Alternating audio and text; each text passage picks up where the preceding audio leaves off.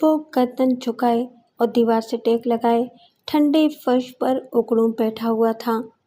वो फर्श इसके घर का नहीं बल्कि थाने की बेरहम हवालात का था। इस पर कत्ल का इल्ज़ाम था, इसलिए हवालात में मुलाकात की गर्ज से मुझे थोड़ा टेढ़ा रास्ता इख्तियार करना पड़ा था। पुलिस वालों से काम निकालने के लिए सीधा रास्ता अमूमन किसी बंद गली में ले जाता है। मैंने गुज़िश्ता रोज़ ही ये केस अपने हाथ में लिया था और वो भी अपनी तसल्ली करने के बाद। मुकम्मल इत्मीनान के लिए मैं मुलजिम से मिलने थाने चला आया था। मेरा मौकिल मेरी आमद से बेखबर किसी गहरी सोच में गर्क था। अदील, मैंने मोतदिल अंदाज में इसे पुकारा। इसने सर उठाकर उदास नज़रों से मुझे देखा।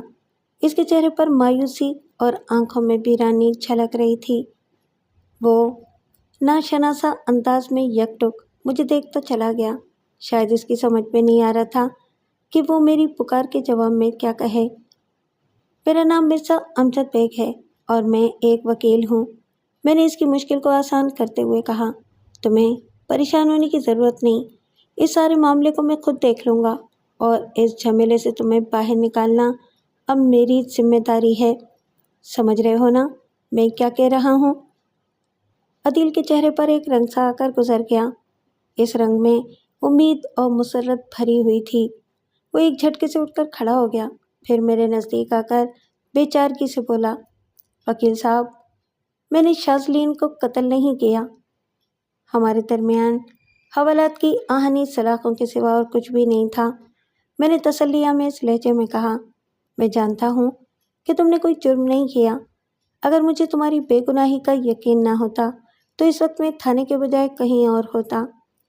बहुत शुक्रिया वकील साहब, वो ममनूनियत भरे अंदाज में बोला। अबू ने मुझे बताया था कि वो मेरे लिए एक वकील का बंदोबस्त करेंगे। समझ लो कि ये बंदोबस्त तो हो चुका।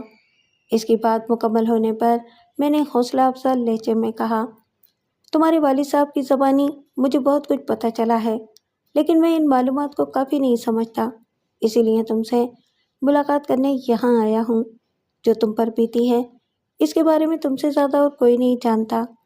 मैंने लम्हाती तवक्कुफ करके एक गहरी सांस ली, फिर इन अल्फाज में इजाफा कर दिया, सिर्फ मेरे तुम्हें बेकसूर समझ लेने से ये मसला हल नहीं हो जाएगा। तुम्हारी बेगुनाही को मुझे अदालत में भी साबित करना होगा और इस मकसद को हासिल करने के लिए तुम्हें मुझसे भरपूर ताउन करना होगा। मैं करूँगा, वो इज़्तिरारी लहजे में बोला। बताएं वकील साहब, आप मुझसे किस किस्म का ताउन चाहते हैं? अदील, मुझे बताओ, वक़ुआ की रात को क्या हुआ था? मैंने इसकी आंखों में देखते हुए कहा। किसी छोटी से छोटी और मामूली से मामूली बात को भी नज़रअंदाज नहीं करना। ठीक है वकील साहब, वो फर्माबरदारी से बोला। मैंने अपने ब्रीफ केस में से पेन और नोटबुक निकालने के बाद कहा, अदील, शुरू हो जाओ। आइंदा आधे घंटे में इसने मुझे पूरी तफसील के साथ सब कुछ बता दिया। नई मालूमात हासिल हो जाने के बाद मुझे पहले से ज़्यादा इसकी बेगुनाही का यकीन हो गया। ताहम वो जिस नौयत के वाहियात हालात का शिकार था, इसके पेश नज़र के कोई हलवा केस नहीं था। बाहर कैफ मैंने इसकी कथा सुनने के बाद दरखास्त ज़मानत और वकालतनामे पर इसके दस्तखत कराए। इसे पुलिस के तफ्तीशी हरबों से महफूज रहने के गुर समझाए और तसल्ली तशफ़ी के बाद वापस आ गया। आगे बढ़ने से पहले मैं इस केस का पस मंज़र आपकी नज़र करना चाहूँगा, ताकि अदालती कार्रवाई के दौरान में आपका जहन किसी उलझन का शिकार न हो। ये वाज़े कर दूँ कि अदील की दास्तान में से मैंने चंद एक चीज़ें दानिस्ता आपसे छुपा ली हैं, जिनका जिक्र बाद में मुनासिब मौके पर किया जाएगा। इसी तरह मैंने यहाँ कुछ ऐसी बातें भी शामिल कर दी हैं जो अदील ने या उसके बाप ने मुझे नहीं बताई थीं। यह खालिसतन मेरी तहकीक और जुस्तजू का समर है। मेरे मौकिल अदील की उम्र 25 के आसपास थी। वो एक दराज कद और वजीह व शकील नौजवान था। अदील ने बीकॉम कर रखा था और एक अकाउंट मैनेजर की हैसियत से भाई ट्रेडर्स नामी एक कंपनी में काम करता था।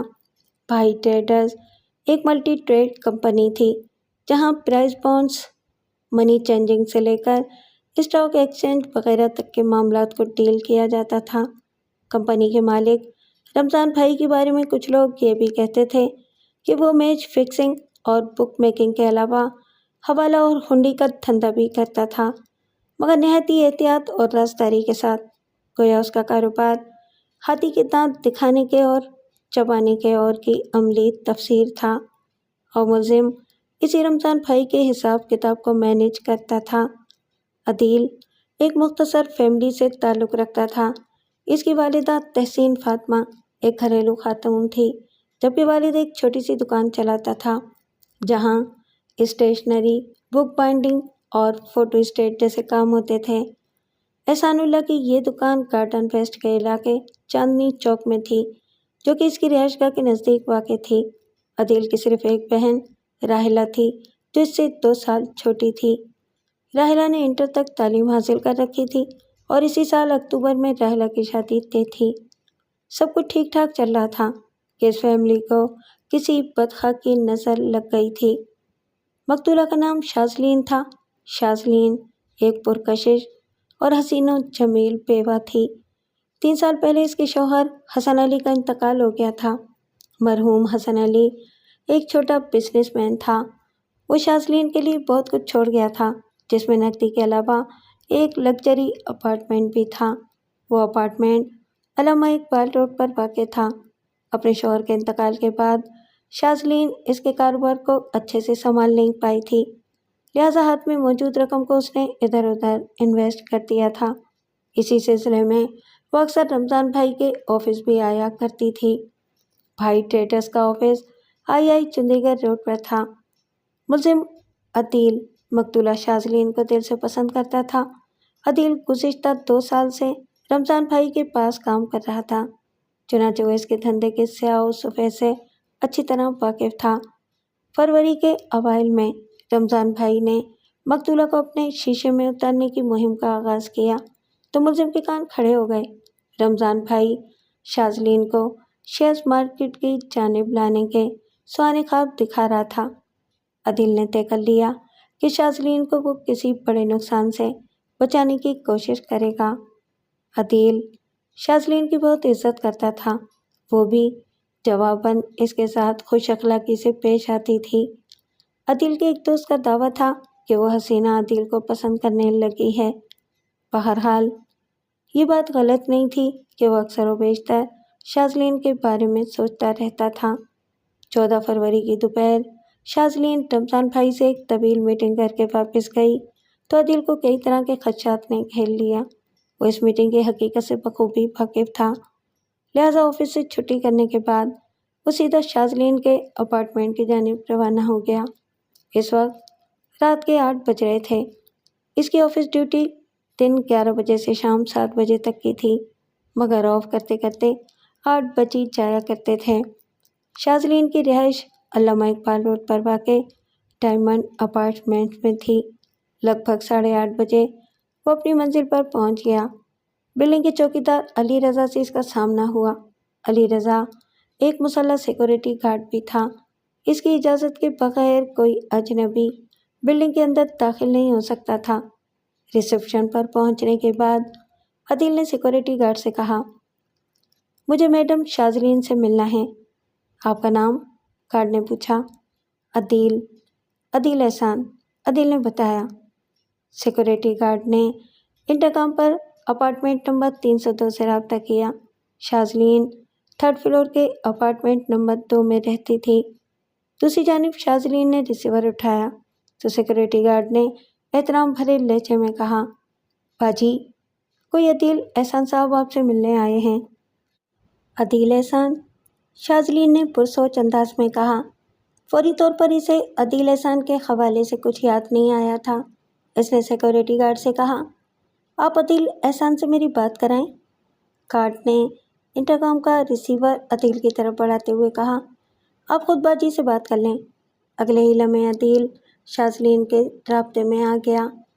معاف کیجیے گا، عدیل کے ہیلو کے جواب میں شاذلین نے معتدل انداز میں کہا، میں آپ کو پہچان نہیں پائی ہوں، بتائیں آپ کہاں سے آئے ہیں اور آپ کو مجھ سے کیا کام ہے؟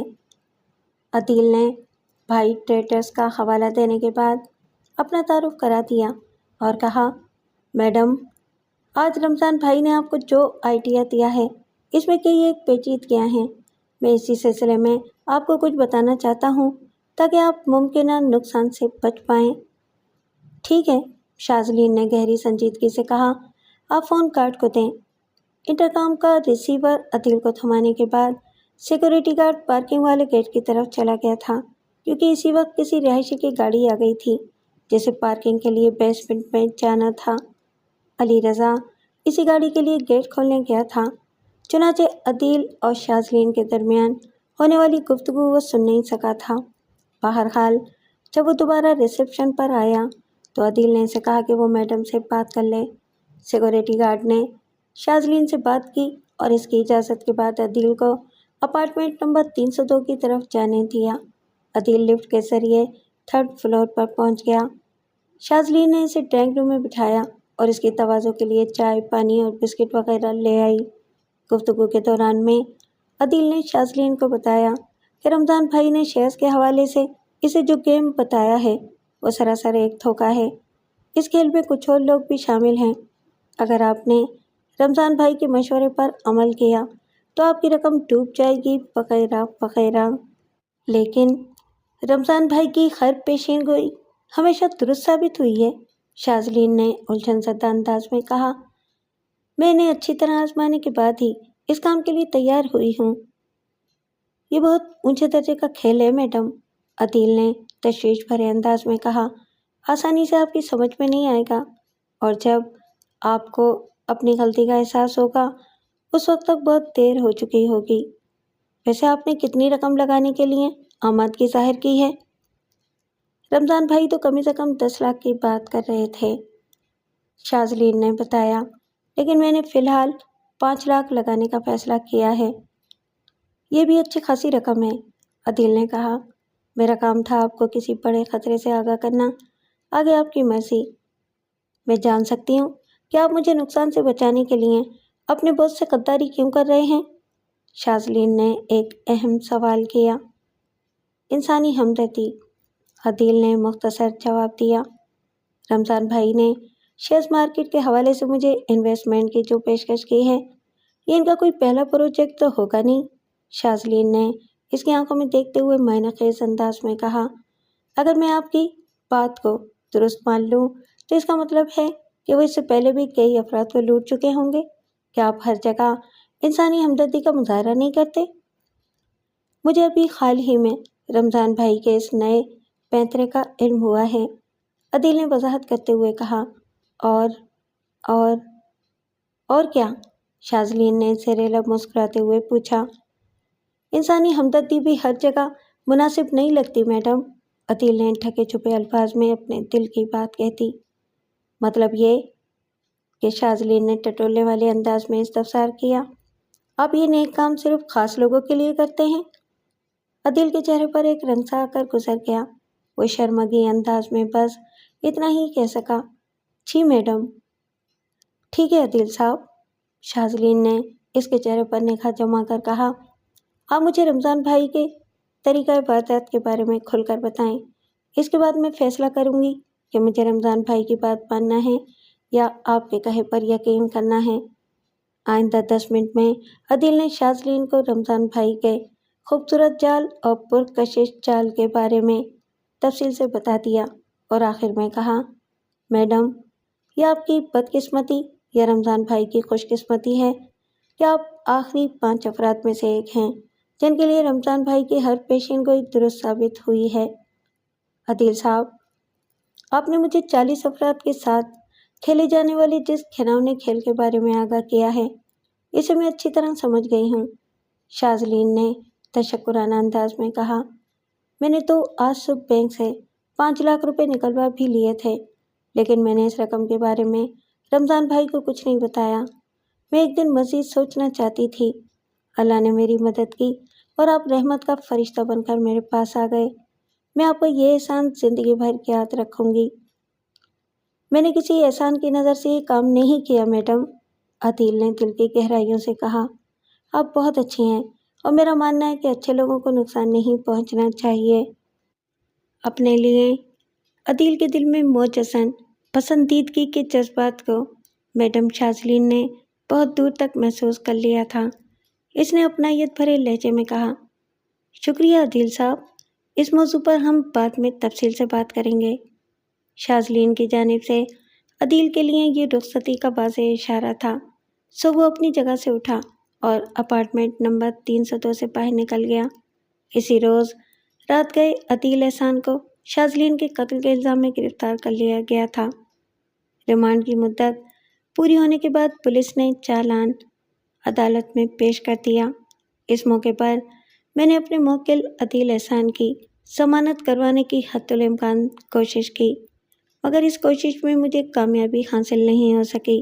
پولیس نے چائے وقوعہ سے ملزم کے خلاف اچھا خاصا مواد حاصل کر لیا تھا، چنانچہ عدالت نے ملزم کی درخواست ضمانت کو رد کرتے ہوئے اسے جوڈیشل ریمانڈ پر جیل بھیج دیا تھا۔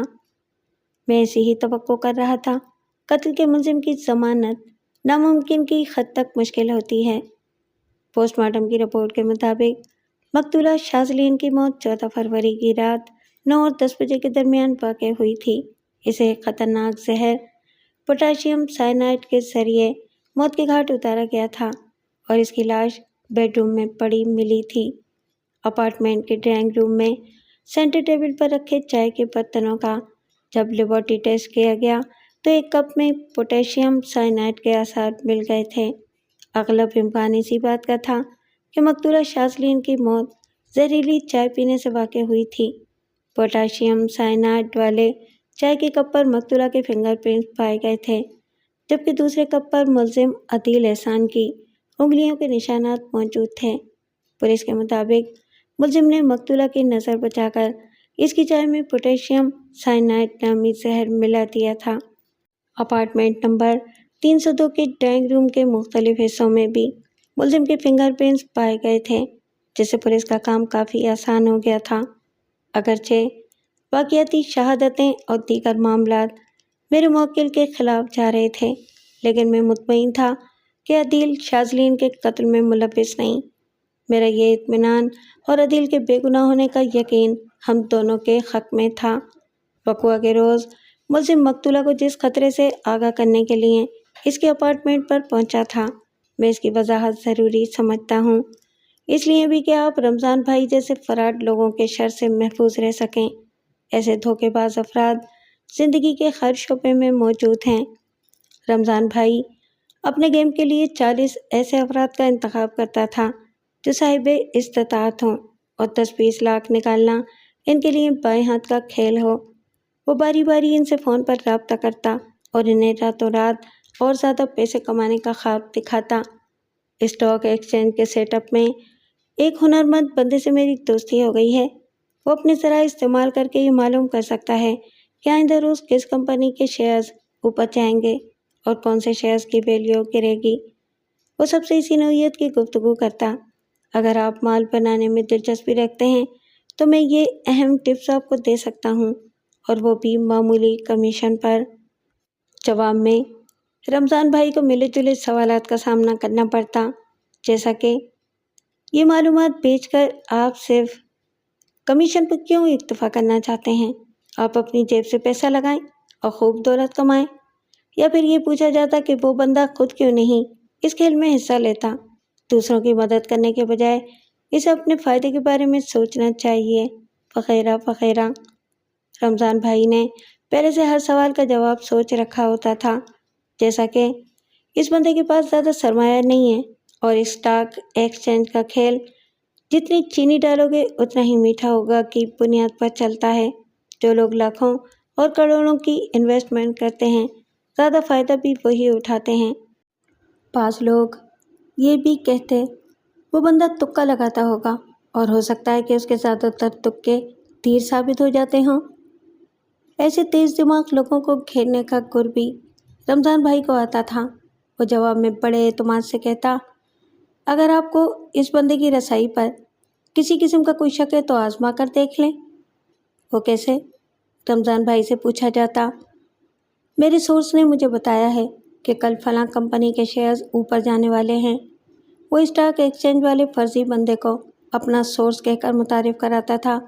آپ کل چیک کر لینا، آپ کو خود ہی اندازہ ہو جائے گا کہ میرا سوچ تک بندی کرتا ہے یا پھر اس کی رسائی بہت اندر تک ہے۔ اس کے بعد رمضان بھائی مذکورہ کمپنی کا نام بھی بتا دیتا تھا۔ یہ ایک طرح کی نفسیاتی چال تھی۔ حقیقت یہ ہے کہ اس کی بتائی ہوئی کمپنی کے شیئرز کو یا تو اوپر جانا تھا یا پھر نیچے، تیسرا کوئی آپشن تھا ہی نہیں۔ واضح رہے کہ 42 افراد میں سے 20 کو وہ بتاتا تھا کہ اس کمپنی کے شیئرز کی قیمت بڑھے گی اور 20 کو بتاتا تھا قیمت گرے گی۔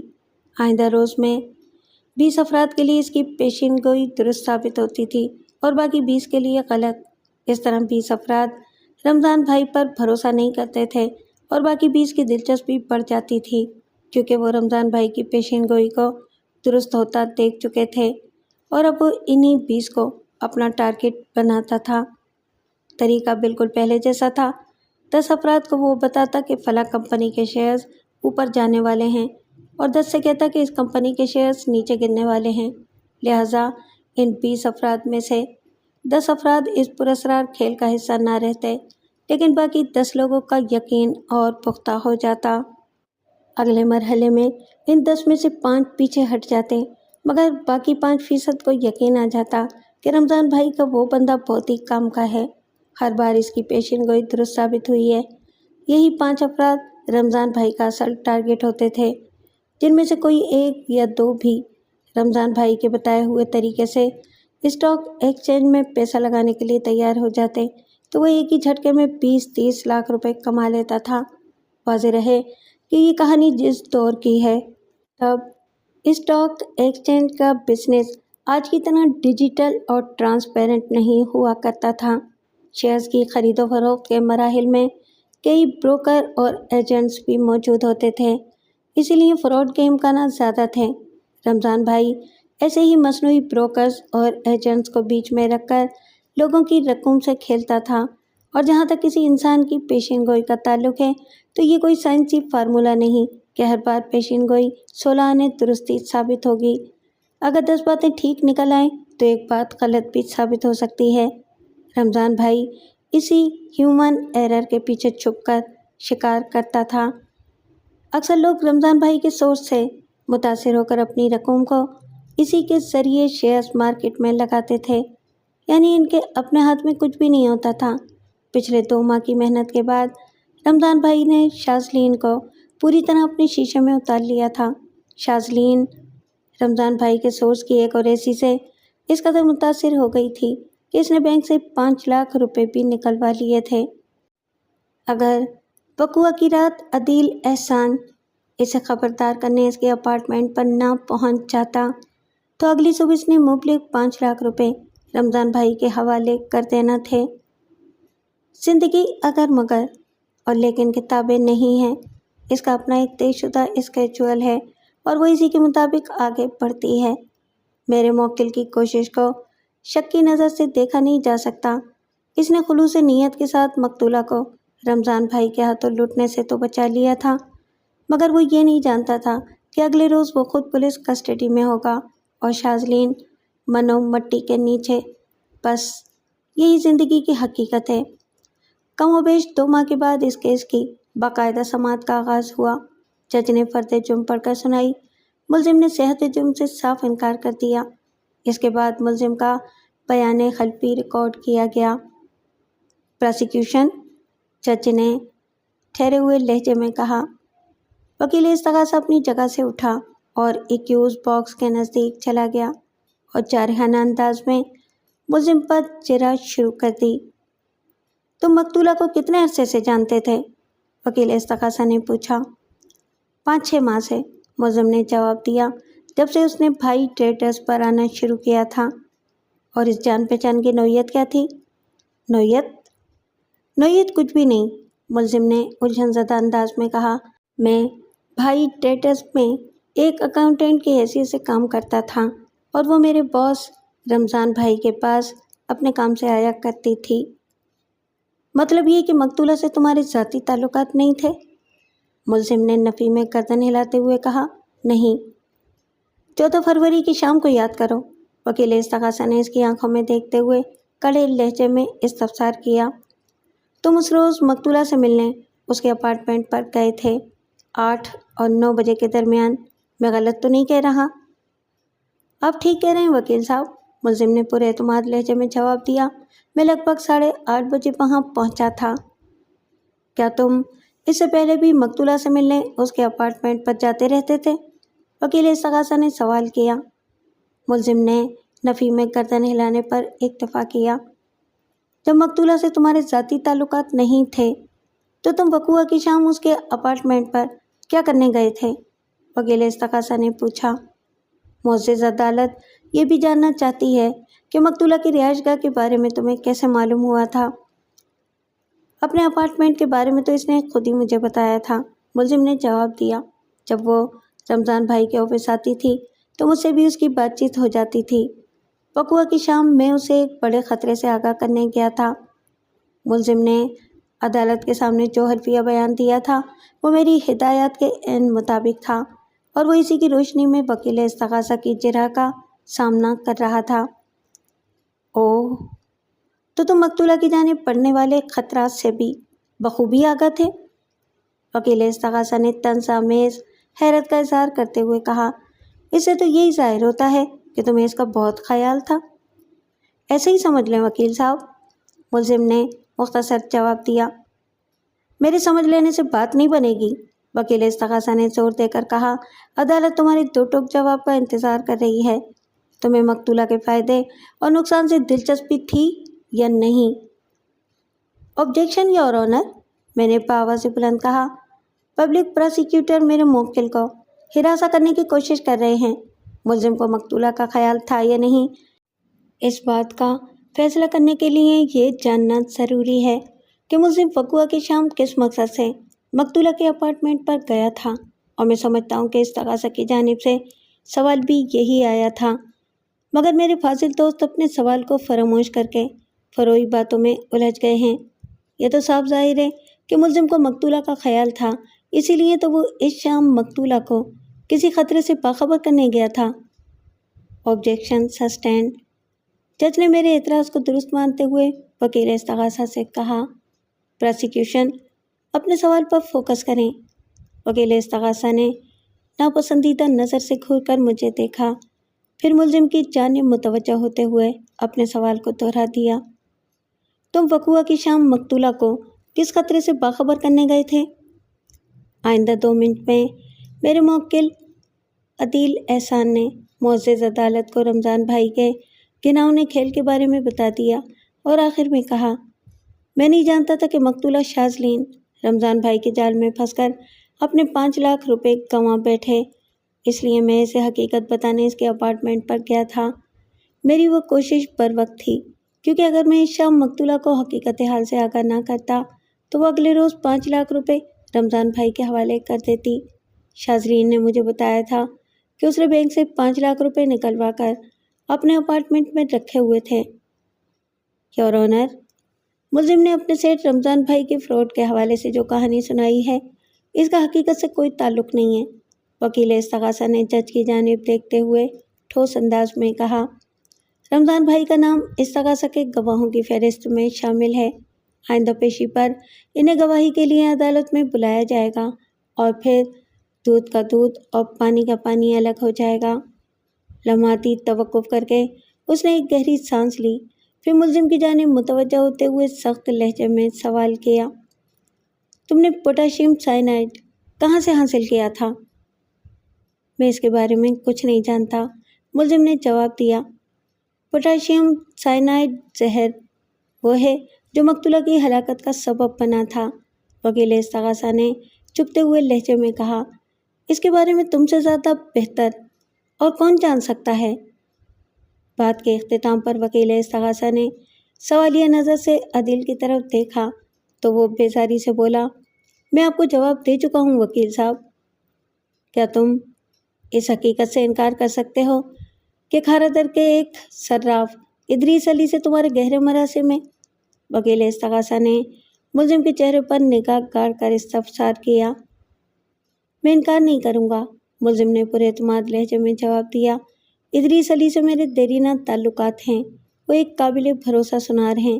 میں نے اپنی بہن کی شادی کا زیور انہی سے بنوایا ہے، اور یہی ادریس علی گولڈ میکنگ بھی کرتے ہیں۔ ظاہر ہے، عدیل نے کہا، जब वो सुना रहे हैं तो तलाई जेवरात बनाना इनके पेशे में शामिल है। जेवरात बेचना और जेवरात बनाना दो अलग शोबे हैं। वकील इस्तगासा ने अपने सवाल के जाविये को बदलते हुए मुलजिम से पूछा। गोल्ड मेकिंग से मेरी मुराद ये थी कि वो तलाई जेवरात की तैयारी के लिए खाम सोने की सफाई सुथराई का काम भी अपने ही कारखाने में करते होंगे, मुलजिम ने उकताहट आमेज अंदाज में जवाब दिया। मैंने कभी इनके बारे में इनसे सवाल नहीं किया और न ही मैंने इनके कारखाने की सैर की है जो इन टेक्निकल चीज़ों का मुझे इल्म हो। मुझे सख्त एतराज़ है जनाब अली, मैंने जज से मुखातिब होते हुए कहा। इस वक्त अदालत में शाज़लीन मर्डर केस की समाअत हो रही है और मेरे फाजिल दोस्त मुलजिम को तलाई जेवरात की तैयारी पर ज्ञान देने में मसरूफ़ हैं। मेरे नज़दीक ये मुअज़्ज़िज़ अदालत का कीमती वक्त बर्बाद करने के मुतरादिफ है। प्रोसिक्यूशन, जज ने वकील इस्तगासा की तरफ देखते हुए सवाल किया। क्या तलाई जेवरात की तैयारी का ज़ेर समाअत केस से कोई ताल्लुक़ है? बहुत गहरा ताल्लुक़ है जनाब अली, वो जोशीले अंदाज में बोला। केमिकल एग्जामिनर की रिपोर्ट के मुताबिक मकतूला शाज़लीन की मौत का सबब पोटाशियम साइनाइड बताया गया है। वक़ुआ की शाम मकतूला ने जो चाय पी, इस कप में भी इस खतरनाक जहर की मौजूदगी पाई गई है। अहम बात यह है कि इस रोज़ मकतूला और मुलजिम ने एक साथ बैठकर चाय पी थी और मुलजिम वाले कप में पोटाशियम साइनाइड के आसार नहीं पाए गए थे। और इसने ड्रामाई अंदाज में तवक्कुफ़ किया, फिर इंकिशाफ अंगेज़ लहजे में इजाफा कर दिया। गोल्ड की सफाई के प्रोसेस में पोटाशियम साइनाइड इस्तेमाल किया जाता है जो हर सुनार के पास होता है। अगर कोई शख्स किसी सर्राफ का दोस्त हो तो इसके लिए ये जहरीला केमिकल हासिल करना बहुत आसान हो जाता है। मुलजिम मुअज़्ज़िज़ अदालत के सामने ये इकरार कर चुका है कि खारदर के सुनार इदरीस अली से इसके देरीना मरासिम हैं। मुझे और कुछ नहीं कहना जनाब अली। जज ने सवालिया नज़र से मेरी तरफ देखा और ठहरे हुए लहजे में कहा। डिफेंस, जनाब अली, कुछ कहने से पहले मैं अपने फाजिल दोस्त से एक सवाल करना चाहता हूँ। मैंने जज से मुखातिब होकर गहरी संजीदगी से कहा। अगर मुअज़्ज़िज़ अदालत की इजाज़त हो तो। परमिशन ग्रांटेड, जज ने मुतदिल अंदाज में कहा। मैंने रुए सुखन वकील इस्तगासा की जानिब मोड़ा और ठहरे हुए लहजे में इस्तफसार किया। क्या आप मुअज़्ज़िज़ अदालत को बता सकते हैं कि ख़तरनाक जहर पोटाशियम साइनाइड का जायका कैसा होता है? मुझे क्या मालूम, वो बिदके हुए लहजे में बोला। मैंने कभी इसे चखा नहीं है। अगर इत्तेफाक से चख लेते तो वे यहाँ ना होते, मैंने मायना ख़ेज़ अंदाज में कहा। वो मानदाना नज़र से मुझे घूरने लगा। मेरी बात इसे पसंद नहीं आई थी, ना वो अल्फाज और न ही अंदाज। मैंने इसके रद्द अमल को नज़रअंदाज किया और जज की जानिब मुतवज्जा हो गया। योर ऑनर, मैंने तवाना लहजे में कहना शुरू किया। पोटाशियम साइनाइड एक ऐसा ज़रीउल असर और मुहलिक जहर है कि आज तक इसके जायके के हवाले से मालूमात हासिल नहीं की जा सकें। ख़तरनाक अद्विया के टेस्ट के लिए किसी ज़माने में कुत्तों, बिल्लियों और चूहों वगैरह की कुर्बानी दी जाती थी। आजकल यही तजुर्बात उन कैदियों पर किए जाते हैं जिन्हें मौत की सज़ा सुना दी गई हो और उनका कोई बाली वारिस भी ना हो, यानी इनकी हलाकत से किसी को कोई फ़र्क न पड़ता हो। मैंने सनसनीखेज़ अंदाज में अपनी बात मुकम्मल की तो जज ने दिलचस्पी भरे लहजे में इस्तफसार किया। डिफेंस, इस तफसील से क्या साबित करना चाहता है? तो अहम पॉइंट्स जनाब अली, मैंने ठोस अंदाज में कहा। नंबर 1, मेरे मुवक्किल ने मकतूला शाज़लीन की चाय में पोटाशियम साइनाइड नहीं मिलाया था। नंबर 2, प्रोसिक्यूशन ने मेरे मुवक्किल के सुनार इदरीस अली से पोटाशियम साइनाइड हासिल करने का जो किस्सा सुनाया है वो एक मनगढ़ंत कहानी है और मैं अपने इस दावे को अभी और इसी वक्त साबित भी कर सकता हूँ। इधर मेरी बात मुकम्मल हुई, उधर कमरा अदालत में एक शोर सा उठा। वहाँ मौजूद लोग आपस में बातें करने लगे थे।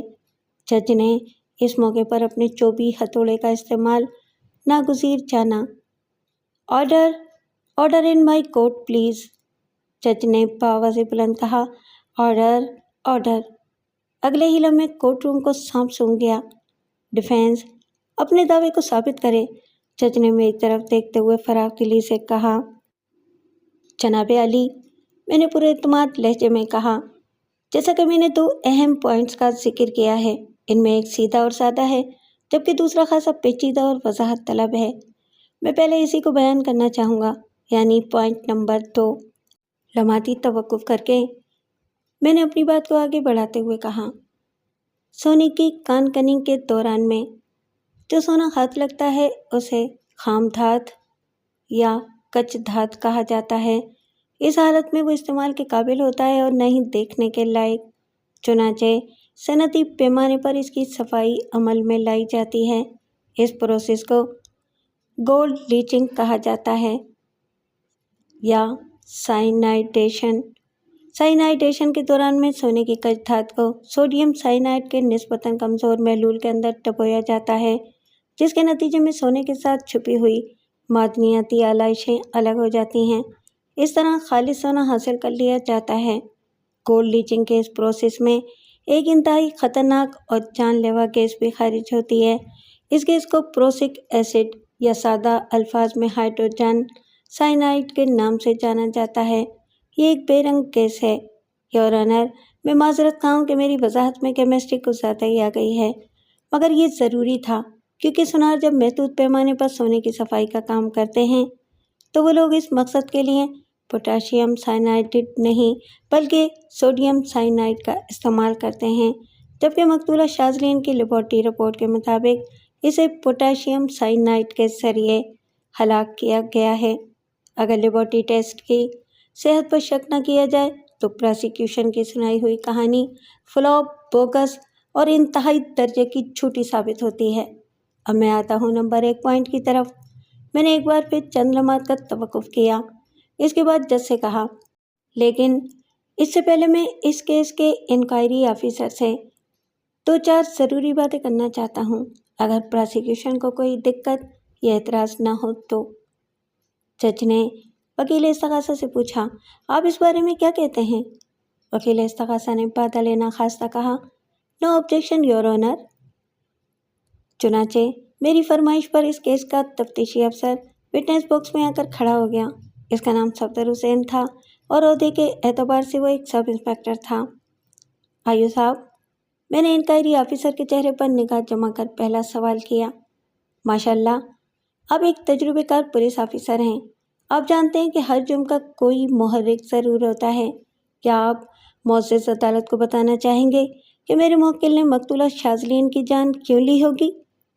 یہ بات میں اس لیے کہہ رہا ہوں کہ میرے موکل پر قتل کا الزام عائد کیا گیا ہے، ورنہ میں تو جانتا ہوں کہ ملزم عدیل احسان بے گناہ ہے اور میں اس کی بے گناہی ثابت کرنے کے لیے ہی یہاں ہوں۔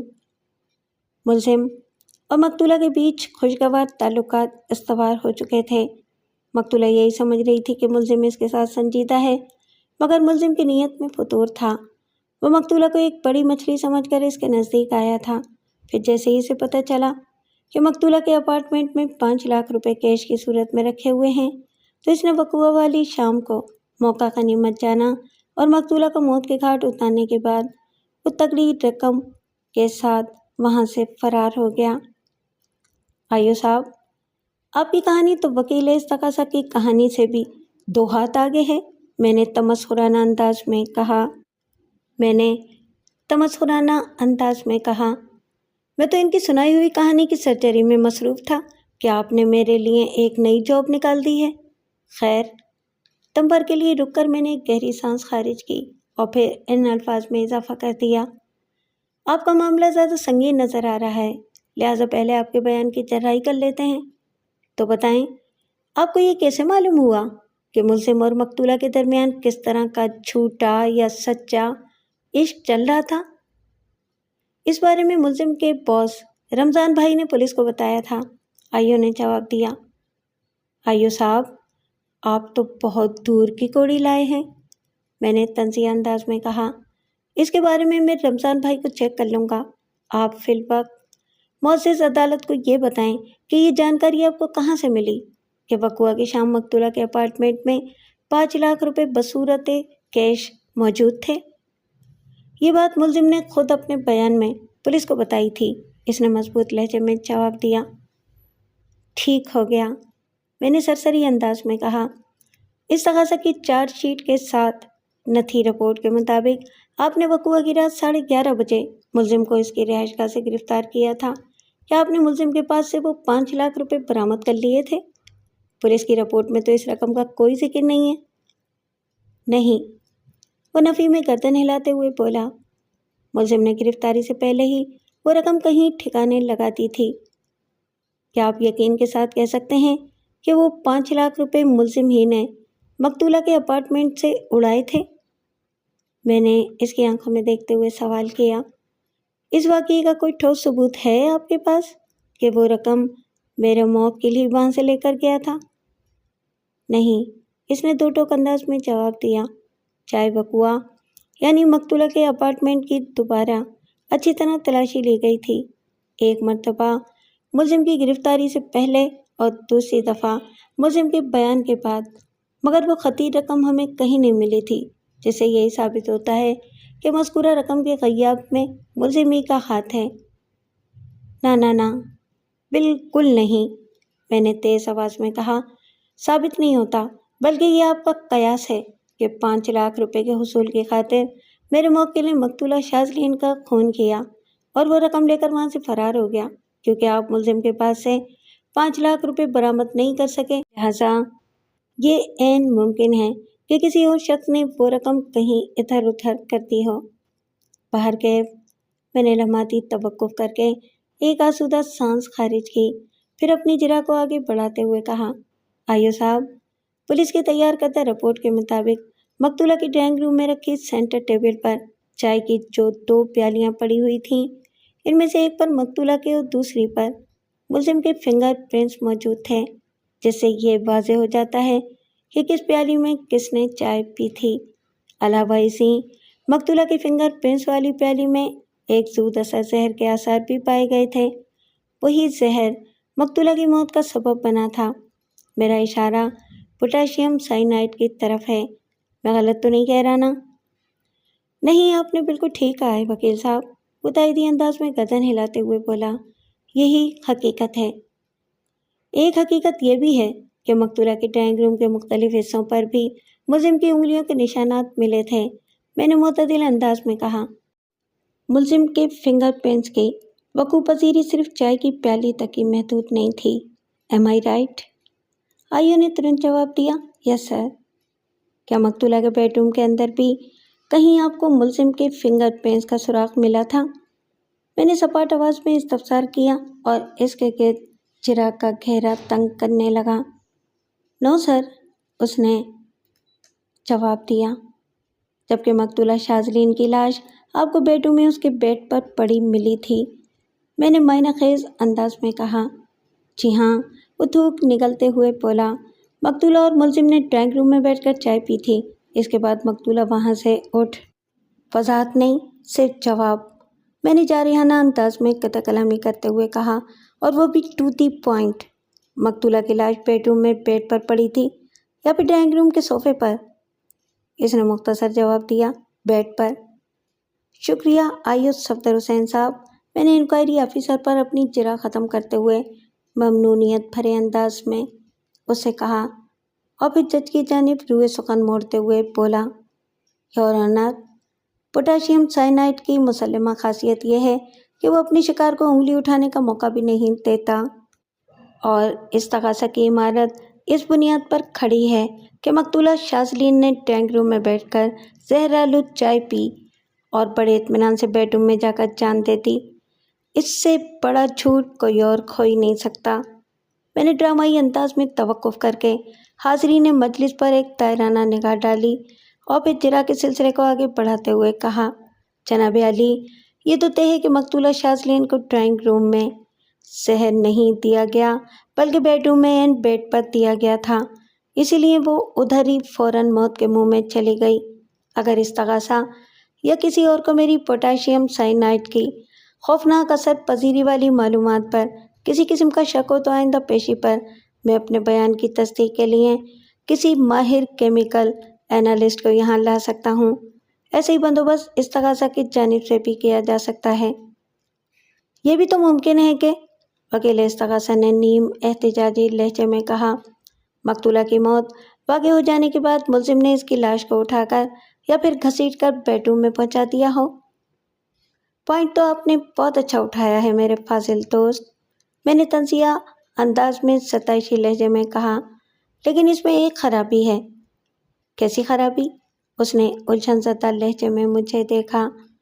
अगर मेरा मौक्किल मकतूला को गोद में उठाकर ये कंधे पर डालकर और या फिर घसीट कर इसके बेडरूम तक पहुंचाता तो बेडरूम के अंदर कहीं ना कहीं इसके फिंगरप्रिंट्स या फुटप्रिंट ज़रूर मिलते। अब ये तो हो नहीं सकता कि मुलजिम ने सुपरमैन की तरह परवाज़ करते हुए मकतूला शाज़लीन की लाश को ड्राइंग रूम से बेडरूम में मुंतकिल कर दिया हो। कबल इसके कि वकील इस्तग़ासा मेरे इस सवाल का जवाब देता, अदालत का मुकर्ररा वक्त ख़त्म हो गया। जज ने 1 माह बाद की तारीख देकर अदालत बर्खास्त करने का ऐलान कर दिया। The court is adjourned. इस केस की कार्रवाई का आगाज़ होने से पहले ही मैंने अपना होमवर्क एंड फील्ड वर्क शुरू कर दिया था। पुलिस के चालान की कॉपी के अलावा मेरे पास इस्तग़ासा के गवाहों की फहरिस्त भी मौजूद थी, जिन पर फ़र्दन मैं अपना तहकीकाती काम जारी रखे हुए था। इस सिलसिले में अदील के चंद दोस्तों ने भी मेरी भरपूर मदद की थी। मैं इतनी मालूमात हासिल कर चुका था कि आने वाली पेशियों पर बहुत ज़्यादा मज़ा आने वाला था। इस पेशी पर इस्तग़ासा की जानिब से 3 गवाह पेश किए गए। पहला नंबर मकतूला वाली रिहायशी इमारत डायमंड अपार्टमेंट के सिक्योरिटी गार्ड अली रज़ा का था। अली रज़ा ने सच बोलने का हलफ उठाने के बाद अपना मुख्तसर सा बयान रिकॉर्ड करा दिया तो वकील इस्तग़ासा चिरा के लिए विटनेस बॉक्स के नज़दीक चला गया। अली रज़ा की उम्र 45 के आसपास होगी। इसने हल्की सी दाढ़ी भी रखी हुई थी। वो एक सेहतमंद, मुस्तैद और कद्दावर शख्स था। वकील इस्तग़ासा ने अपनी चिरा का आगाज़ करते हुए गवाह से सवाल किया, अली रज़ा, तुम्हें इस बिल्डिंग की रखवाली करते कितना अर्सा हुआ है? लगभग 15 साल, गवाह ने जवाब दिया।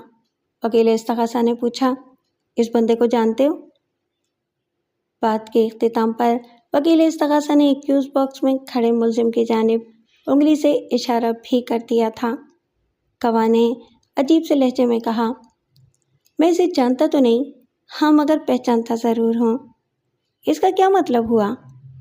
देखें वकील साहब, मैंने आज से पहले इस बंदे को सिर्फ एक बार देखा था, जब ये बाजी शाज़लीन से मिलने हमारी बिल्डिंग में आया था। गवाह वजाहत करते हुए बोला, इसलिए मैंने सिर्फ पहचान की बात की है, बाकी इसके बारे में सग़ीर साहब अच्छी तरह जानते हैं। ठीक है, सग़ीर साहब को इनकी बारी पर यहाँ बुलाया जाएगा। वकील इस्तग़ासा ने मुतदिल अंदाज में कहा, तुम ये बताओ कि बकुआ की शाम मुलजिम मकतूला से मिलने कितने बजे वहाँ पहुँचा था? तकरीबन 8:30 बजे, गवाह ने बताया। और इसकी वापसी कितनी देर के बाद हुई थी? यही कोई 1 घंटे के बाद, यानी ये लगभग 9:30 बजे बिल्डिंग से निकल गया था। गवाह अली रज़ा ने इस बात में सर हिलाने पर इत्तफाक किया। जब मुलजिम बिल्डिंग में दाखिल हुआ तो इसने किस किस्म का लिबास पहन रखा था? वकील इस्तग़ासा ने चिराग के सिलसिले को आगे बढ़ाते हुए पूछा, और क्या इसके पास किसी किस्म का कोई सामान वगैरह भी था? इसने गिरे पैंट पर सुर्ख शर्ट पहनी हुई थी। गवाह ने एक लम्हा सोचने के बाद बताया, और इसके हाथ में स्याह रंग का एक बैग भी था, जैसा कि स्कूल के बच्चों के पास होता है। क्या तुमने मुलजिम को बिल्डिंग से दूर जाते देखा था? वकील इस्तग़ासा ने गवाह के चेहरे पर निगाह जमा कर दरियाफ्त किया। जी हाँ, गवाह ने इस बात में जवाब दिया। मैं इस वक्त बाहर ही खड़ा था जब ये अपनी बाइक पर सवार होने लगा, तो इसी वक्त सग़ीर साहब भी घर वापस आए थे। ये सग़ीर साहब को देखकर रुक गया। इन दोनों के दरमियान मुख्तसर सी गुफ्तगू हुई। इसके बाद सग़ीर साहब बिल्डिंग में दाखिल हो गए और मुलजिम अपनी बाइक पर वहाँ से रवाना हो गया था। क्या सग़ीर साहब भी डायमंड अपार्टमेंट्स में ही रहते हैं? जी हाँ, गवाह ने सर को अस्बाती चुम्बिश देते हुए बताया। वो अपार्टमेंट नंबर 201 में किराएदार की हैसियत से रहते हैं। तारिक रोड पर इनकी कपड़े की दुकान है। जब मुलजिम सग़ीर साहब से बात कर रहा था तो तुम इनसे कितनी दूर खड़े थे? वकील इस्तग़ासा ने इस्तफसार किया। क्या तुम मुअज़्ज़िज़ अदालत को बता सकते हो कि इनके दरमियान किस मौजू पर गुफ्तगू हो रही थी? नहीं जनाब, वो नफ़ी में गर्दन झटकते हुए बोला। वो धीमे लहजे में बात कर रहे थे। मैं ये तो न जान सका कि इनके बीच कौन सा मौजू चल रहा था, ताहम मुझे बखूबी अंदाजा हो गया कि वो दोनों एक दूसरे को अच्छी तरह जानते हैं। और बाद में ये सच भी साबित हुआ। मसलन क्या सच साबित हुआ? वकील इस्तगासा ने इज़्तिरारी लहजे में पूछा। यही कि वो पुराने महल्लेदार रहे थे, गवाह ने बताया। डायमंड अपार्टमेंट्स में आने से पहले सखी साहब गार्डन पेस्ट के इलाके चांदनी चौक में रहा करते थे और मुझे पता चला है कि मुलजिम भी इसी इलाके का रिहायशी है। क्या ये सच है कि सखी साहब की निशानदही पर ही पुलिस ने मुलजिम को इसके घर से गिरफ्तार किया था? वकील इस्तगासा ने इस्तफसार किया। जी, यही हकीकत है, गवाह ने जवाब दिया। वकील इस्तगासा ने अपने गवाह को फारिग करने के बाद मेरी जानिब रुख फेरा और मोतदिल अंदाज में कहा, योर विटनेस प्लीज़। मैं अपनी बारी पर विटनेस बॉक्स के नज़दीक पहुंच गया और मोतदिल अंदाज में जिरा का आगाज़ करते हुए इस्तगासा के गवाह अली रज़ा से सवाल किया, तुम 15 साल से डायमंड अपार्टमेंट में सिक्योरिटी गार्ड की नौकरी कर रहे हो। क्या इस दौरान में कभी ऐसा कोई नाखुशगवार वाक़या पेश आया जैसा वक़ुआ की शाम अपार्टमेंट नंबर 302 में रूनुमा हुआ? नहीं जनाब, गवाह ने जवाब दिया। तुमने थोड़ी देर पहले मोअज़्ज़िज़ अदालत को बताया है कि सखी साहब की मदद से पुलिस मुलजिम तक रसाई हासिल करने में कामयाब हुई थी। मैंने इसकी आंखों में देखते हुए पूछा, लेकिन मैं ये जानना चाहता हूँ कि मकतूला की मौत के बारे में सबसे पहले किसको पता चला था और कैसे? तुम समझ रहे हो ना मैं क्या मालूम करना चाह रहा हूँ? जी वकील साहब, वह इस बात में गर्दन हिलाते हुए बोला। बाजी शाज़लीन को पेश आने वाले वाक़ये के बारे में हमें अंकल अफजल के ज़रिए पता चला था। ये अंकल अफजल कौन है? मैंने तेज़ आवाज़ में इस्तफसार किया। क्या वो भी डायमंड अपार्टमेंट से ही के रिहायशी हैं? नहीं वकील साहब, वो नफ़ी में गर्दन हिलाते हुए बोला। अंकल अफजल हमारी बिल्डिंग में नहीं रहते। वो दरअसल बाजी शाज़लीन के अंकल हैं और कभी कभार बाजी से मिलने इनके पास आते हैं। मैंने पूछा, कभी कभार से तुम्हारी क्या मुराद है? मतलब ये कि हफ्ते में एक आध बार। गोया बकुआ की शाम अंकल अफजल मकतूला से मिलने डायमंड अपार्टमेंट्स आए थे। मैंने तस्दीक तलब अंदाज में गवाह की तरफ देखा। जी हाँ।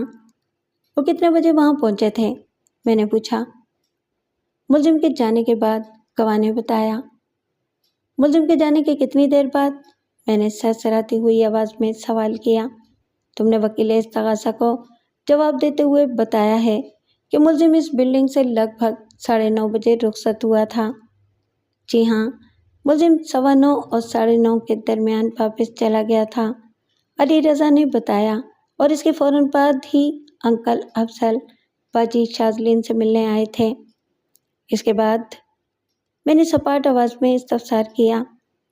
अंकल अफजल चूँकि हमारी बिल्डिंग में गाहे बगाहे आते रहते थे, इसलिए मैंने इनसे कोई सवाल नहीं किया। इस्तगासा का गवाह वजाहत करते हुए बोला। उन्होंने मुझे सलाम किया और लिफ्ट की जानिब बढ़ गए।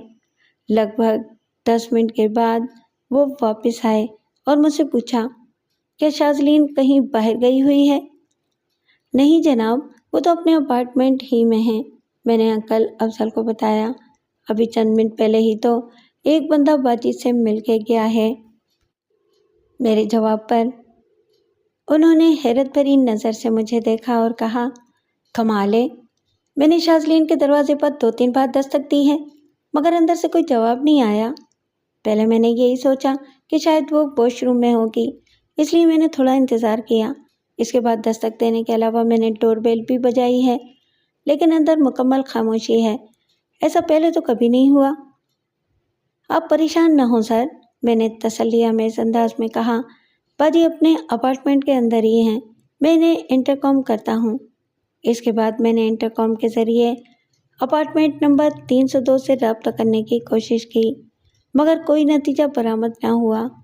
दूसरी तरफ घंटी तो बज रही थी, लेकिन बाजी कॉल अटेंड नहीं कर रही थी। इस सूरत हाल ने मुझे भी फिक्रमंद कर दिया और मैंने डॉक्टर जुनैद साहब से रब्ता किया। कौन डॉक्टर जुनैद? اس کی بات پوری ہونے سے پہلے ہی میں نے سوال کر دیا۔ ڈاکٹر صاحب ہماری بلڈنگ کمیٹی کے صدر ہیں، گواہ نے جواب دیا۔ وہ گراؤنڈ فلور کے اپارٹمنٹ G1 میں رہتے ہیں۔ اوکے، میں نے ایک گہری سانس خارج کرتے ہوئے کہا، مجھے بتاؤ کہ ڈاکٹر جنید نے اس معاملے میں کیا کردار ادا کیا تھا؟ ڈاکٹر جنید اور صغیر حسین کا نام استغاثہ کے گواہوں کی فہرست میں شامل تھا۔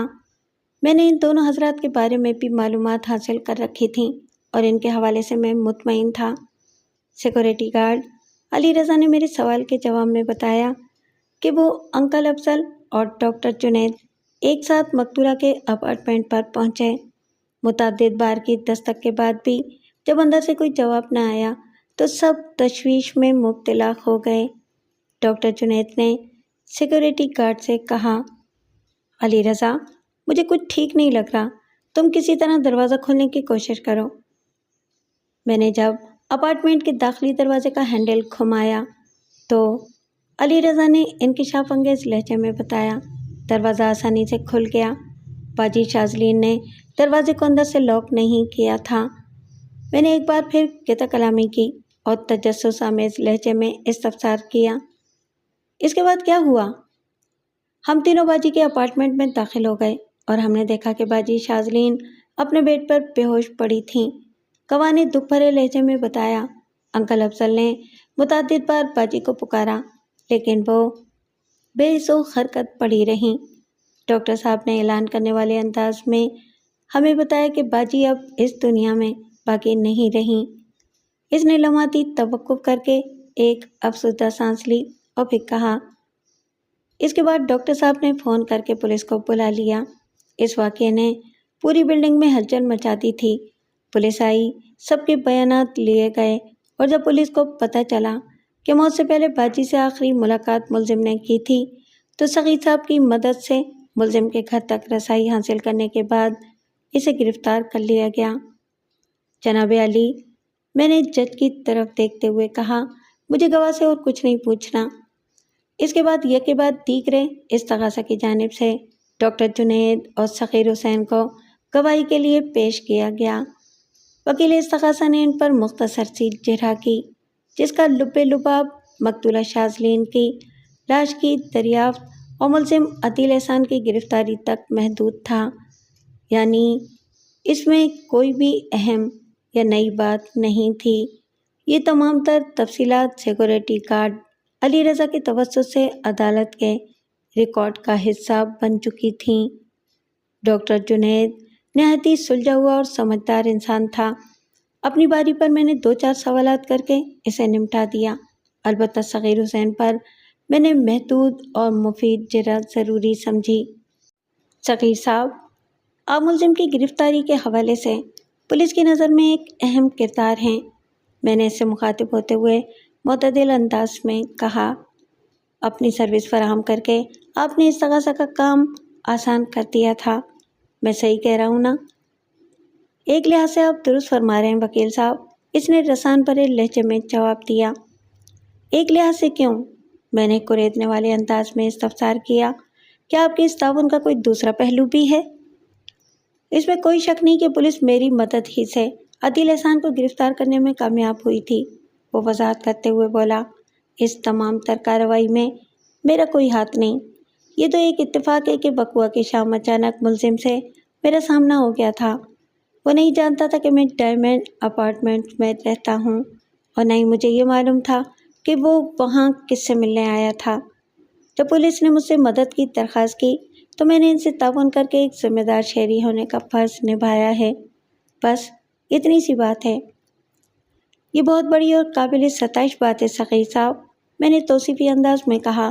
لوگ عموماً پرائے پھٹے میں اپنی ٹانگ پھنسانے سے گریز کرتے ہیں، آپ نے واقعتاً ایک ذمہ دار اور فرض شناس شہری ہونے کا ثبوت دیا ہے، وہ ممنونیت بھرے لہجے میں بولا۔ شکریہ وکیل صاحب۔ صغیر صاحب، آپ کب سے ملزم کو جانتے ہیں؟ میں نے اپنی جرح کو سمیٹتے ہوئے سرسری انداز میں سوال کیا۔ سالہ سال سے، اس نے پورے اعتماد لہجے میں جواب دیا۔ ڈائمنڈ اپارٹمنٹ میں شفٹ ہوئے مجھے زیادہ عرصہ نہیں ہوا، اس سے پہلے میں بھی چاندنی چوک گارڈن ویسٹ میں ہی رہتا تھا، بلکہ میری ساری زندگی اسی علاقے میں گزری ہے۔ میں ملزم اور اس کی فیملی کو اچھے سے جانتا ہوں۔ کیا کبھی آپ نے اس دوران میں عتیل کو کسی مجرمانہ سرگرمی میں ملوث پایا تھا؟ میں نے اس کے چہرے پر نگاہ گاڑ کر ایک اہم سوال کیا۔ نہیں، اس نے دو ٹوک انداز میں جواب دیا، کبھی نہیں۔ دیٹس آل یور آنر، میں نے چہرہ موقوف کرتے ہوئے بڑے اعتماد سے کہا۔ مجھے گواہ سے اور کچھ نہیں پوچھنا۔ جناب عالی، اگر کسی شخص نے پہلے کبھی کوئی جرم نہیں کیا تو یہ اس بات کی گارنٹی تو نہیں ہے کہ وہ آئندہ بھی کبھی کسی مجرمانہ فعل کا ارتکاب نہیں کرے گا، وکیل استغاثہ نے طنزیہ انداز میں کہا۔ یہ حقیقت روز روشن کی طرح عیاں ہو چکی ہے کہ وقوع کی شام ملزم کی آمد سے پہلے مقتولہ شاذلین اپنے اپارٹمنٹ کے اندر زندہ اور سلامت تھی، اور ملزم کے جانے کے بعد اسے مردہ پایا گیا ہے۔ یہ تمام حقائق ایک ہی جانب اشارہ کرتے ہیں کہ مقتولہ کی موت کا ذمہ دار صرف اور صرف ملزم ہی ہے۔ میرے فاضل دوست، میں نے اس کی آنکھوں میں آنکھیں ڈال کر ٹھہرے ہوئے لہجے میں کہا، اگر آپ کے سمجھ لینے سے کوئی کیس حل ہو جاتا تو پھر کورٹ روم کی ضرورت ہی نہیں تھی۔ ذرا دھیرج رکھیں، ابھی پکچر باقی ہے۔ کیا کہنا چاہ رہے ہیں آپ؟ وہ سر پٹا کر رہ گیا۔ میں نے سلگتے ہوئے لہجے میں جواب دیا، میں یہ کہنا چاہ رہا ہوں مائی ڈیئر کونسلر کہ پچھلے 4 ماہ سے اس عدالت میں شاذلین مرڈر کیس کی جو فلم چل رہی ہے اس کے آخری 2 سین ابھی باقی ہیں۔ پھر میں نے روئے سخن جج کی جانب موڑتے ہوئے بآواز بلند ان الفاظ میں اضافہ کر دیا، جناب عالی، ابھی استغاثہ کے 2 گواہوں کا بیان باقی ہے۔ اس سے پہلے یعنی ان اہم گواہوں کو سنے بغیر معزز عدالت کسی حتمی فیصلے پر بھلا کیسے پہنچ سکتی ہے؟ میرا سیدھا اشارہ ملزم کے باس رمضان بھائی اور مقتولہ کے انکل افضل کی جانب ہے۔ ان دونوں افراد کا نام استغاثہ کے گواہوں کی فہرست میں موجود ہے۔ پراسیکیوشن، جج نے وکیل استغاثہ کی جانب دیکھتے ہوئے پوچھا، آپ ان دونوں گواہوں کو اگلی پیشی پر عدالت میں لا سکتے ہیں؟ یس یور آنر، وکیل استغاثہ نے بڑے اعتماد سے جواب دیا۔ جج نے آئندہ پیشی کی تاریخ دے کر عدالت برخاست کرنے کا اعلان کر دیا۔ میں نے ایک لحاظ سے استغاثہ کی تدفین کے لیے اپنی جرح سے ایک تنگ و تاریک تابوت تیار کر دیا تھا، اور اس میں کیلیں ٹھوکنے کا عمل بھی وقفے وقفے سے جاری تھا۔ بس چند ایک آخری کیلیں ٹھوکنا باقی تھیں۔ منظر اسی عدالت کا تھا، اور وٹنس باکس میں بھائی ٹریڈرز کا مالک رمضان بھائی کھڑا تھا۔ رمضان بھائی کی عمر 50 سے زیادہ تھی۔ وہ درمیانے قد کا مالک ایک فربا اندام شخص تھا۔ اس کے چہرے پر نظر کا چشمہ لگا ہوا تھا، جس کے گلاسز خاصے تھم تھے، بالکل کسی عدسے کے مانند۔ اس سے ظاہر ہوتا تھا کہ اس کی دور کی نگاہ کافی کمزور ہے۔ اس کے سر کے بال بھی نہ ہونے کے برابر تھے۔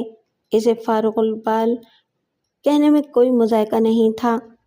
رمضان بھائی سچ بولنے کا حلف اٹھانے کے بعد اپنا بیان ریکارڈ کرا چکا تو وکیل استغاثہ جرح کے لیے وٹنس باکس کے قریب چلا گیا، اور ملزم کی جانب اشارہ کرنے کے بعد اس نے اپنے گواہ سے پوچھا، رمضان بھائی، کیا آپ اس شخص کو جانتے ہیں؟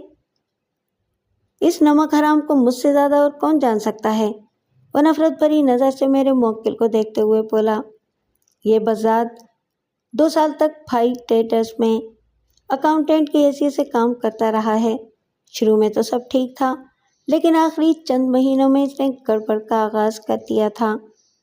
رمضان بھائی ملزم کے لیے اپنے دل میں بے پناہ بغض اور کینہ رکھتا تھا، اور میں اپنی تحقیق کے نتیجے میں اس دشمنی کا سبب جان چکا تھا۔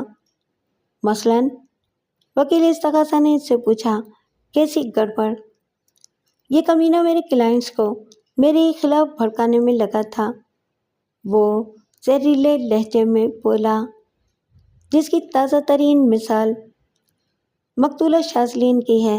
میں نے اس کو کئی بار سمجھایا تھا کہ وہ مقتولہ سے دور رہے، لیکن میری نصیحت کا اس ڈھیٹ پر ایک ذرا سا بھی اثر نہیں ہوا۔ وہ سانس ہموار کرنے کی قصد سے رکا اور پھر اپنے بیان کو آگے بڑھاتے ہوئے بولا، مقتولہ بہت ہی خوش اخلاق اور ملنسار خاتون تھی۔ ہر ایک کے ساتھ وہ بڑی شائستگی سے پیش آتی تھی۔ ملزم نے اس کی نرم دلی اور مروت کا غلط مطلب نکال لیا اور یہ گدھا اس خوش فہمی میں بھی مبتلا ہو گیا کہ مقتولہ اس پر مر مٹی ہے۔ وہ در حقیقت مقتولہ کی شرافت اور انسان دوستی کا فائدہ اٹھانا چاہتا تھا۔ کیسا فائدہ؟ وکیل استغاثہ نے زور دے کر پوچھا۔ ملزم کو پیسوں کی ضرورت تھی اور مقتولہ کو اس نے ایک موٹی مرغی سمجھ لیا تھا، رمضان بھائی نے وضاحت کرتے ہوئے بتایا۔ ایک لحاظ سے ملزم کا اندازہ بالکل درست تھا۔ میرا مطلب ہے کہ مقتولہ ایک صاحب حیثیت خاتون تھی۔ ملزم نے ایک مالدار بیوہ سے پیسہ نکلوانے کے لیے ایک گھناؤنا منصوبہ بنایا۔ ایک طرف یہ کمبخت مقتولہ کو اپنی محبت کے دام میں لانے کی کوششیں کر رہا تھا، تو دوسری جانب یہ مقتولہ کے دل و دماغ میں میرے خلاف شکی خیالات بھر رہا تھا۔ اس نے مقتولہ کو بتایا کہ میں لوگوں سے فراڈ کرتا ہوں۔ اس سلسلے میں ملزمہ نے مقتولہ کو اسٹاک ایکسچینج والی من گھڑت کہانی بھی سنا دی تھی۔ یہ مقتولہ کی نظر میں معتبر بن کر اسے چونا لگانا چاہتا تھا۔ اس نے کسی طرح یہ معلوم کر لیا تھا کہ مقتولہ کے گھر میں 5 لاکھ روپے کیش کی صورت میں رکھے ہوئے ہیں۔ وقوعہ کی شام یہ مقتولہ کے اپارٹمنٹ پر پہنچ گیا۔ اس کے بعد جو ہوا وہ سب کے سامنے ہے۔ رمضان بھائی نے اپنا بیان مکمل کیا تو وکیل استغاثہ نے کریدنے والے انداز میں استفسار کیا۔ وقوعہ کے روز مقتولہ کے اپارٹمنٹ پر جو افسوسناک واقعہ پیش آیا وہ اب کوئی ڈھکی چھپی بات نہیں ہے، لیکن معزز عدالت یہ جاننے میں گہری دلچسپی رکھتی ہے کہ ملزم بیٹھے بٹھائے اچانک آپ کے خلاف کیوں کمر بستہ ہو گیا تھا؟ اس کا ایک خاص سبب تھا، رمضان بھائی نے انکشاف انگیز لہجے میں جواب دیا۔ وکیل صاحب، اس دنیا میں کچھ بھی بلا وجہ نہیں ہوتا۔ میں آپ سے اتفاق کرتا ہوں رمضان بھائی، وکیل استغاثہ نے اس بات میں گردن ہلاتے ہوئے کہا۔ آپ اس خاص سبب کے بارے میں عدالت کو بتائیں تو آپ کی مہربانی ہوگی۔ وکیل صاحب، آپ کو یاد ہوگا کہ میں نے شروع میں اس شخص کے لیے نمک حرام کے الفاظ استعمال کیے تھے، رمضان بھائی نے ملزم کی جانب اشارہ کرتے ہوئے کہا۔ ہاں مجھے یاد ہے، وکیل استغاثہ نے اس بات میں جواب دیا۔ اب آپ اس میں احسان فراموش کا اضافہ بھی کر لیں۔ کر لیا، آگے بتائیں۔ اس واقعے سے چند ماہ پہلے ملزم میرے پاس آیا اور اس نے مجھ سے 2 لاکھ روپے ادھار مانگے، رمضان بھائی نے وضاحت کرتے ہوئے کہا۔ میں نے اسے پوچھا کہ اسے اتنی بڑی رقم کس لیے چاہیے، تو اس نے جواب دیا، سال کے 10ویں مہینے میں میری چھوٹی بہن کی شادی ہے اور ابھی تک ہم نے کوئی تیاری نہیں کی۔ اگر آپ مجھے 2 لاکھ روپے قرض دے دیں تو میں ہر ماہ ایک خاص اماؤنٹ اپنی تنخواہ میں سے کٹواتا رہوں گا۔ میں نے پوچھا، تو ماہانہ کتنی رقم واپس کر سکتے ہو؟ 1000 روپے، اس نے جواب دیا۔ مجھے ہنسی آ گئی اور میں نے قدرے سخت لہجے میں استفسار کیا، کیا تم میرے ساتھ کوئی مذاق کر رہے ہو؟ نہیں رمضان بھائی، میں سچ کہہ رہا ہوں، اس نے گہری سنجیدگی سے جواب دیا۔ 1 سال کے بعد میری بہن کی شادی ہے جس کے لیے مجھے پیسوں کی اشد ضرورت ہے۔ اگر آپ مجھ پر مہربانی کریں تو میں آپ کا یہ احسان زندگی بھر یاد رکھوں گا۔ دیکھو عدیل، میں نے اسے سمجھانے کی کوشش کی، تم ایک اچھے ورکر ہو، میں تمہارے کام کو پسند بھی کرتا ہوں، اسی لیے میں نے تمہاری تنخواہ بھی مناسب رکھی ہوئی ہے، لیکن 2 لاکھ روپے کوئی معمولی اماؤنٹ نہیں ہے۔ اگر تم ہر ماہ 1000 روپے کے حساب سے کٹواؤ گے تو اس رقم کی واپسی میں پورے 200 ماہ یعنی کم و بیش 16.5 سال لگ جائیں گے، اس نے قطع کلامی کرتے ہوئے شاکی لہجے میں کہا۔ میری کل تنخواہ 4000 روپے ہے، میں 1000 روپے سے زیادہ نہیں کٹوا سکتا۔ واضح رہے کہ یہ واقعہ آج سے نصف صدی پہلے کا ہے۔ اس زمانے کے 4000 آج کے 1 لاکھ یا کم از کم 80,000 روپے سمجھ لیں۔ انسان کو اپنی چادر کے سائز کو دیکھتے ہوئے پاؤں پھیلانا چاہیے، میں نے عدیل سے کہا۔ اگر تمہیں 10-20 ہزار کی ضرورت ہے تو میں دے سکتا ہوں اور تم اس رقم کو واپس بھی نہیں کرنا، مگر 2 لاکھ روپے دینے کا تو سوال ہی پیدا نہیں ہوتا، رمضان بھائی نے وکیل استغاثہ کو بتایا۔ پھر اس نے کیا کہا؟ वकील इस्तगासा ने सवाल किया। वही छोटे और कमज़ोर लोगों वाला रवैया, रमज़ान भाई ने नापसंदीदा नज़र से मुलजिम को देखने के बाद जवाब दिया। ये एकदम गुस्से में आ गया और उल्टा मुझे ही बातें सुनाने लगा। रमज़ान भाई, मैंने आपसे कर्ज मांगा है, भीख नहीं, वगैरह वगैरह। वो लम्हे भर के लिए रुका और फिर अपनी बात मुकम्मल करते हुए वकील इस्तगासा को बताया। बस उस दिन के बाद से इस कमबख्त ने मेरे खिलाफ जहर उगलना शुरू कर दिया। मैंने इसे समझाने की बहुत कोशिश की, मगर मेरी किसी भी नसीहत ने इस पर असर नहीं किया और रोज़ बरोज़ इसकी साजिशों में इजाफा होता चला गया। सच पूछें तो मैं इसकी घटिया हरकतों से तंग आ गया था और मैंने इसे नौकरी से निकालने का फैसला कर लिया था। लेकिन कबल इसके कि मैं इस हवाले से कोई अमली कदम उठाता, वो अफसोसनाक वाक़या पेश आ गया जिसके लिए आज हम सब इस अदालत में हैं। That's all your honour. Ramzan भाई के खामोश होने पर वकील इस्तगासा ने जज से कहा, फिर मेरी जानिब देखते हुए इन अल्फाज में इजाफा कर दिया, योर विटनेस प्लीज़।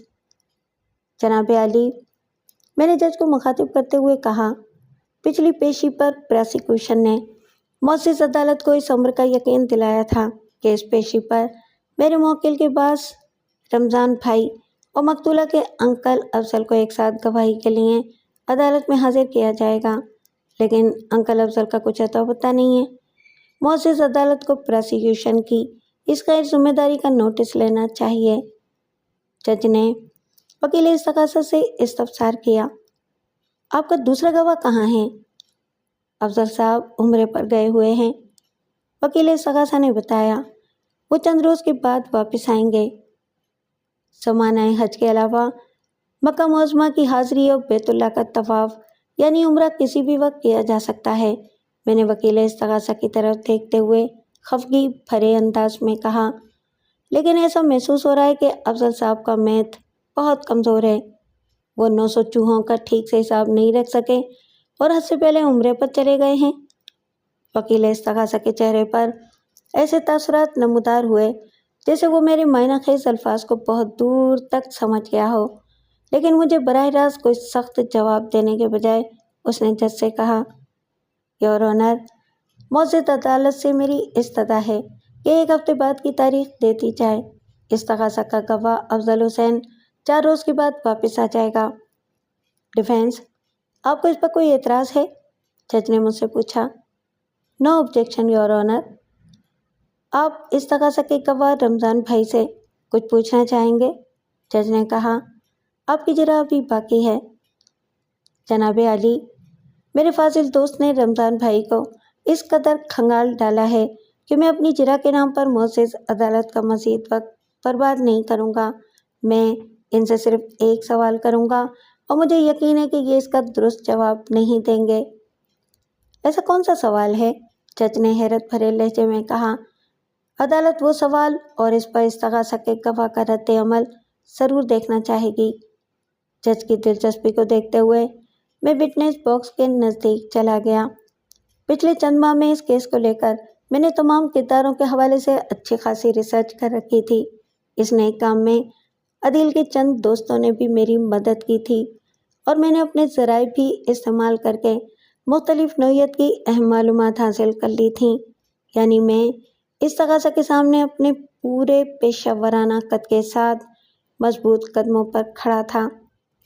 रमज़ान भाई, मैंने इस्तगासा के गवाह की आंखों में आंखें डालकर सनसनाते हुए लहजे में सवाल किया, क्या आप मकतूला शाज़लीन के अंकल अफजल हुसैन को जानते हैं? मैंने इनका नाम सुना है और वो भी इस केस के हवाले से, इसने खोखले लहजे में जवाब दिया, मगर मैं इन्हें ज़ाती तौर पर बिल्कुल नहीं जानता। मगर अफजल हुसैन तो आपको अच्छे से जानते हैं, मैंने तेज़ आवाज़ में कहा, ज़ाती और गैर ज़ाती दोनों अतवार पर। ये आप क्या कह रहे हैं वकील साहब? वो गड़बड़ाए हुए लहजे में बोला, मैंने तो आज तक इन्हें देखा भी नहीं, जान पहचान का क्या सवाल? मैंने कहा ना, अफजल हुसैन आपको जानते हैं। मैंने उसके चेहरे पर निगाह जमा कर चढ़ाई का अमल जारी रखते हुए कहा, वो आपसे कई बार मुलाकात भी कर चुके हैं और वो भी खुशगवार दोस्ताना फ़ज़ा में। अगर अफजल हुसैन को आपका पार्टनर इन क्राइम कहा जाए تو بیچا نہ ہوگا۔ آپ بکواس کر رہے ہیں، وہ کوسیلے لہجے میں بولا۔ میرا کسی افضل حسین سے بھلا کیا لینا دینا؟ لینا بھی ہے اور دینا بھی، میں نے طنزیہ انداز میں کہا، اور میں عدالت میں کچی گولیاں نہیں کھیلتا۔ بات کے اختتام پر میں نے دھمکی آمیز انداز میں اپنے بریف کیس کو تھپ تھپایا تو رمضان بھائی نے گھبرا کر امداد طلب نظر سے وکیل استغاثہ کی طرف دیکھا۔ آبجیکشن یور آنر، وکیل استغاثہ نے احتجاجی نعرے کے ساتھ گواہ کی مدد کا اعلان کرتے ہوئے کہا۔ ڈیفینس استغاثہ کے معزز گواہ کو ناحق پریشان کرنے کی کوشش کر رہا ہے۔ جب گواہ دوسرے گواہ افضل حسین کو نہیں جانتا تو بس نہیں جانتا۔ ڈیفینس، جج نے مجھ سے مخاطب ہو کر استفسار کیا، کیا آپ اپنے دعوے کو عدالت میں ثابت کر سکتے ہیں؟ 100% یور آنر، میں نے ٹھوس انداز میں کہا۔ آبجیکشن اوور رولڈ، جج نے ٹھہرے ہوئے لہجے میں کہا۔ Defence please proceed further.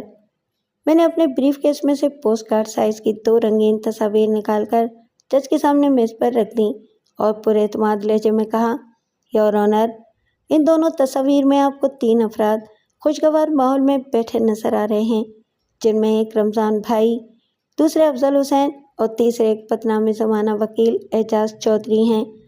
اعجاز چودھری کی وجہ بدنامی یہ ہے کہ وہ صرف آڑے ٹیڑھے اور الٹے کیسز ہی میں ہاتھ ڈالتے ہیں، کیونکہ ایسے مجرمانہ کاموں میں زیادہ پیسہ ملتا ہے۔ ان تصاویر کا خلاصہ یہ ہے کہ یہ لوگ مقتولہ شاذلین کے اپارٹمنٹ اور دیگر منقولہ اور غیر منقولہ اثاثوں کو ہتھیانے کی قانونی منصوبہ بندی کر رہے ہیں۔ واضح رہے کہ لمحاتی توقف کر کے میں نے ایک آسودہ سانس لی اور پھر اپنے دلائل کا سلسلہ جاری رکھتے ہوئے کہا، افضل حسین مقتولہ کا نہیں بلکہ اس کے مرحوم شوہر حسن علی کا چچا ہے۔ اس رشتے کی بنا پر مقتولہ اسے انکل کہہ کر پکارتی تھی۔ افضل کا خیال ہے کہ حسن علی کی چھوڑی ہوئی دولت اور جائیداد میں اس کا بھی حق ہے، کیونکہ مرحوم حسن علی کے بزنس میں اس نے بھی پیسہ لگایا تھا اور وہ رشتے میں اس کا سگا چچا بھی ہے۔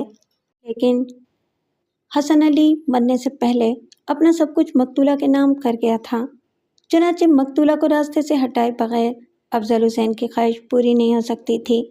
اعجاز چودھری رمضان بھائی کا دوست ہے اور رمضان بھائی افضل حسین کا خیر خواہ، لہٰذا ان تینوں کی ملی بھگت سے مقتولہ شاذلین کا قصہ تمام کر دیا گیا۔ شاذلین کی موت میں کلیدی کردار ادا کرنے والے شخص کا نام ہے افضل حسین۔ ادھر میری بات ختم ہوئی، ادھر رمضان بھائی کی آنکھوں کے سامنے اندھیرا چھا گیا۔ اگلے ہی لمحے وہ تیورا کر وٹنس باکس کے فرش پر گرا اور بے ہوش ہو گیا۔